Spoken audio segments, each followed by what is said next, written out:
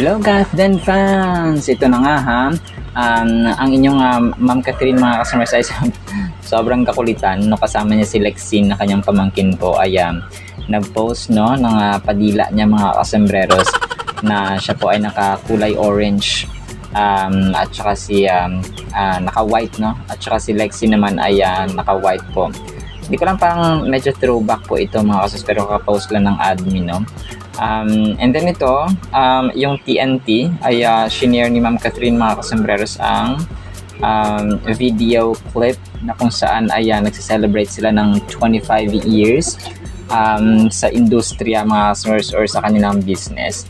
So Max Pinasaya no, tropang Tagalog, may Ilocano, may kung saan-saan pa sa panig ng Pilipinas mga kasus, may Bicolano, and then may Ilonggo no, tropang Ilonggo. So ito yung kanyang parang tagline. And then Zamboangueño na kumbaga pa ay Spanish ang kanilang, o Chavacano mga kasus, sa kanilang lingwahe. And then tropang Dumagueteño, so parang all around the Philippines no, tropang sama-sama kasi nga 25 years na nag-celebrate ng kanilang success mga kasus ang TNT, na kung saan si Ma'am Catherine ang brand endorser, isa sa mga brand endorsers mga kasus. Sabi na dito, ngayong 25th anniversary, ramdam ang saya ng buong tropa dahil sa Max pinalawak ang coverage ng TNT sa buong bansa versus 2023 network size. So ito po ang kanyang pinost mga kasus ng TNT kahapon. And then si Pops Alden, no, nakakagulat itong kanyang My Day.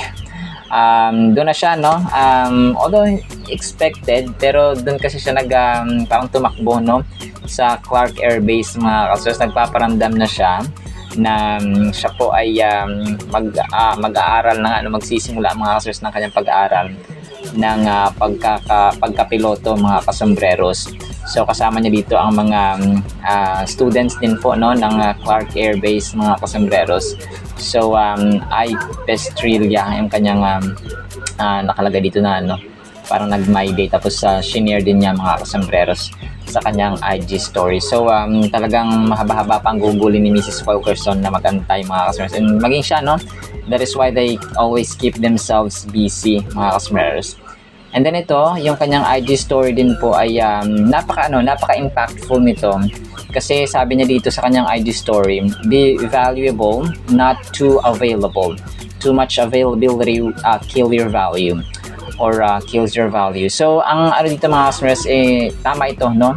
Kapag ang tao, kapag tayo, pag parating andyan, no, parang pamilyar na masyado ang tao or yung mga group of people na nasa paligid natin. So namamatay yung value.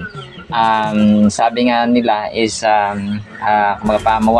mararamdaman natin at nalalaman natin yung value ng isang bagay, ng isang tao kapag wala na sila. So sometimes you need to keep distant para malaman mo yung value ng isang bagay or ng isang tao mga kasembreros. So napakaganda no, tama ito no. Siguro dahil si Pops Alden sobrang available parati, pero sometimes he needs to be not available para malaman at saka maano rin yung kanyang worth or value mga kasembreros. So and then ito, kagabi part pa ito ng auditions mga kasembreros sa Pilipinas Got Talent, kung saan nga ay kagabi po ay meron itong new generation abuyog na taga Leyte mga kasembreros, na kung saan ay napakaganda na kanilang concept kasi mga construction workers sila. Tapos ang nakakagulat dito na act nila ay yung tinapon nila or nagis nila, tapos walang sumalo dun sa isang construction worker. Parang manikin lang yata iyon, or parang staff mga kasembreros at hindi tunay na tao. So nagulat sila Ma'am Eugene at saka si Ma'am Catherine mga kasembreros, maging lahat ng judges at audiences mga kasembreros. So yun po no, ang ganda ng concept dito kasi mga parents nila ay mga construction worker, tapos nag-iisa lang yung babae dito sa mga contestants na ito or sa mga nag-audition mga kasembreros. Tapos hindi lang sila sumayaw, but they brought meaning, or they brought message, important and valuable message sa mga nanood mga kasembreros, na hindi biro ang maging construction worker, na mahirap po at saka nakakapagod, mabigat, and so on. And yung dito, yung tag dito, si Ma'am Meline, dito sa isang contestant din na si KJ Reyes, na kung saan ay kumanta siya ng iba na lang tas idol niya si Ivana Alawi. Sobrang kulit kasi ang ganda ng ang ganda ng lyrics, tapos na LSS na yung mga tao, kahit si Mamela at si Sir Robin, kahit yung mga tao dun sa studio ay wala, although hindi siya nakapasok sa semifinals, ay in-enjoy na lang nila. Sabi nga ni Ma'am Eugene Domingo ay you didn't kill joy today or tonight. So kasi nga enjoy lang sila kahit na medyo hindi gaanong kumapa yung performance niya, hindi pang semifinals or pang next level, pero nag-enjoy sila, ganun yung point dito mga sus. And saya-saya lang sila mga sus, and enjoy lang talaga ang lahat dito mga sus, kasi sumiling pa siya si KJ Reyes na sana makita niya si Ivana, kasi idol niya si Ma'am Ivana Alawi mga kasembreros. And then ito, last item natin. So reminder lamang ito although na-mention ko to kanina, sa VP Choice Awards, yung kasali pala dito yung Hello Love Again tsaka Pulang Araw. So ganun po siya sa Primetime TV Series of the Year mga kasembreros. So Village People Choice Awards. So hindi ko na-mention dun sa isa kong vlog kanina na yung Pulang Araw pala iyon. So, let's vote for Alden and Kathleen mga kasembreros. Alam ko si Ma'am Catherine ay Movie Actress of the Year. Isa rin siya sa mga nominees mga kasembreros. Alright, so naman po sa ating Kathleen items napapangin po natin ang ating Word of God. At para po sa ating Word of God ay sobrang ganda po nito. Ang ating title po ay Hindi Kasi Takot. Okay? 2 Timothy 1:7, For God did not give us a spirit of fear, He gave us a spirit of power and of love and of a good mind. Sa Tagalog, basahin ko po, sapagkat ang espiritong ibinigay sa atin ng Diyos ay hindi espiritu ng kahinaan ng loob, kundi espiritu ng kapangyarihan, pag-ibig at pagpipigil sa sarili. So, napansin po natin yung spirit mga kasembreros na nasa small siya, nasa small na font. Hindi siya naka-caps lock o hindi siya naka-capitalize because may mga iba't ibang uri kasi ng fear, may takot, may espiritu ng alak, espiritu ng ganti, espiritu ng puot, espiritu. So yun sila ay mga espiritu ni Satanas mga sus. That is why God is reminding us yung hindi kasi takot, ang gusto hindi takot sa ibang bagay. Pwedeng takot sa Panginoon pero hindi takot sa anumang alalahanin sa buhay. So in order to understand yung meaning po ng 2 Timothy 1:7 ay we first need to understand the context, papaano ito sinulat mga kasembreros. So yung 2 and 1 Timothy as sort of background po ay sinulat po ni Apostle Paul kay Timothy. Okay? Kasi dalawang books ito ng Timothy po.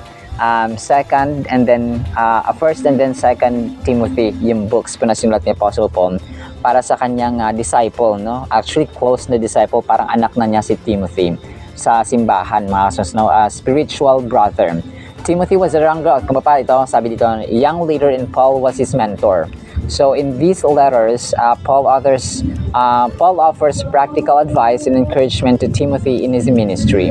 So siguro sa time na to ay nanghihina si Apostle Timothy or si Timothy mga kasembreros, and ang 2 Timothy in general ay nakafocus po yan sa giving encouragement at saka mag-rely sa kalakasan ng Panginoon, sa kanyang grace at sa kanyang sound teaching, holding to sound teaching.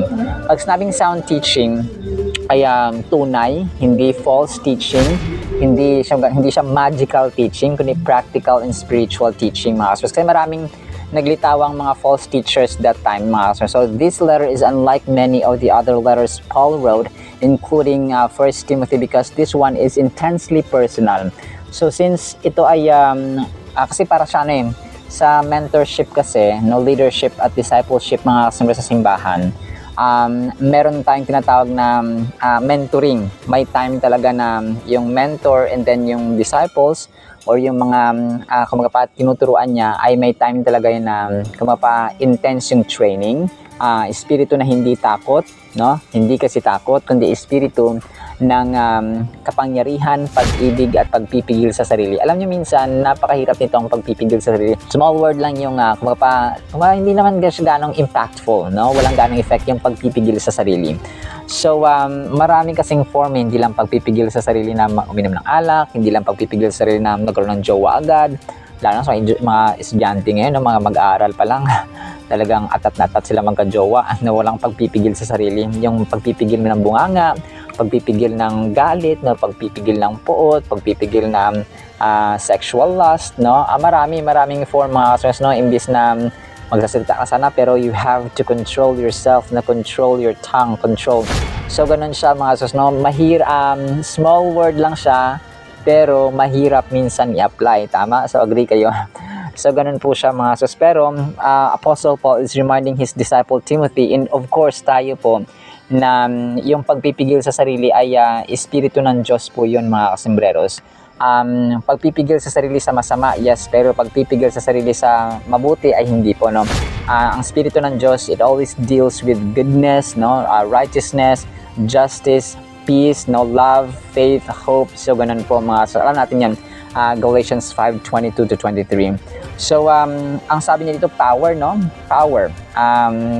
Power ang binigay ng Diyos sa atin. So, this power isn't just physical strength, but a divine power to face whatever is in front of us. So, yung power na tinutukoy ni Apostle Paul dito, na applicable din po sa atin, ay hindi lamang siya yung physical na, malaki ang katawan ko, no? Maskulado ako. No?